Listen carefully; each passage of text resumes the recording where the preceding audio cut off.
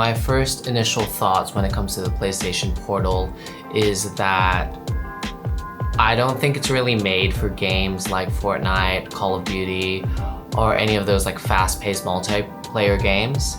I think it's mainly for cozy gaming. You can play those games. I just played a game of Fortnite, but like obviously my mobility and my skill set has to change from a DualSense controller, which is kind of compact, everything's close together, to having a more wide grip and having the screen in front of you. That's my first initial thoughts. Another thing that you have to consider when you buy these is audio. Like, obviously they are okay having some sort of audio like experience when you play with them through the Portal, but Sony wants you to buy the earbuds or the Pulse 3D headsets that connect wirelessly to this thing. I personally would just use one of my Astro A40s connected into the 3.5 millimeter of the Portal. It works. If you have a mic, that would be better, so your teammates can hear you if you're playing a game like Fortnite. But those are my initial thoughts for the PlayStation Portal. I've yet to play it like overseas. I'm going to Australia soon, so maybe I will give you like an in-depth review of how it is playing overseas. I'm sure there's no problem if you have good Wi-Fi, but let's see. Connected. Here we go.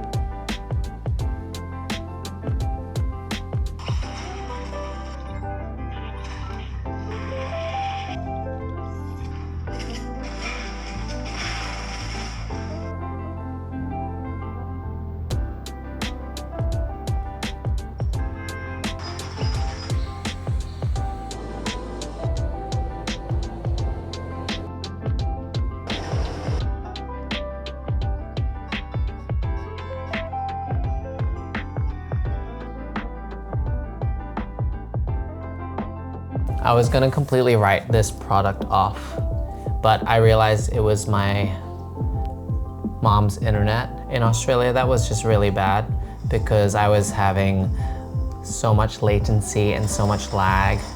Like when I would turn, I would have like a 2-second delay, but now that I'm at my friend's place, I'm realizing it was the internet all along and it has no lag at all. I was gonna write off this product completely, but it's actually very, very good if you have the right internet. So do note when you buy this, you have to have a good internet connection at the other end, or else you're gonna have a lot of problems. More so when you play like multiplayer games like Fortnite and Apex, but when you play like cozy games, then you'll be fine with bad internet. But if your internet is terrible, it won't even connect to your PlayStation at home. It will give you an error message. So that is something to take into consideration when you are buying one of these things. So essentially, I have my PlayStation on the iPad with a controller that is easier to use and more ergonomic in my opinion. So if you have a good enough internet connection, you're gonna have no latency, no lag. I would highly recommend using this as your setup for your traveling, or those backbone things that people have. But again, the control is kind of like on the side, and I'm not used to that because I'm not like a Switch player. I'm more of a console player or a keyboard and mouse. So, but everybody has their own kind of way that they like playing, so it's up to you really.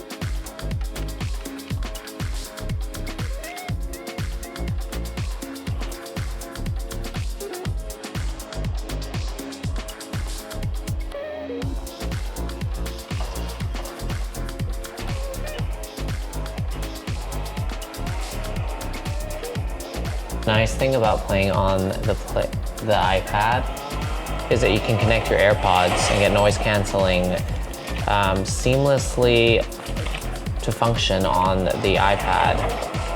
The only thing that I would say that's kind of bad about playing remote play with the iPad that I haven't figured out yet is to get voice chat to work. You can get voice chat to work by turning on the microphone here, but that would require you not to use earphones.